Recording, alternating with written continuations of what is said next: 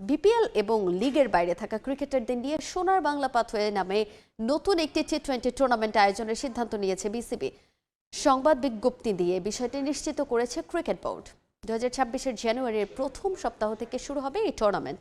ম্যাচগুলো অনুষ্ঠিত হবে বগুড়া এবং রাজশাহীর দুটি ভেন্যুতে। সম্ভাব্য দল হতে পারে 6 থেকে 8টি। মোটামুটি ভালো খেলার পরও অনেক ক্রিকেটারের সুযোগ হয় না বিপিএলে। এছাড়াও অনেকেই বঞ্চিত হন লিগ থেকে। তাদের খেলার সুযোগ করে দিতেই এই সিদ্ধান্ত নিয়েছে বিসিবি। দুটি ক্যাটাগরিতে ক্রিকেটারদের বিভক্ত করেছে বোর্ড।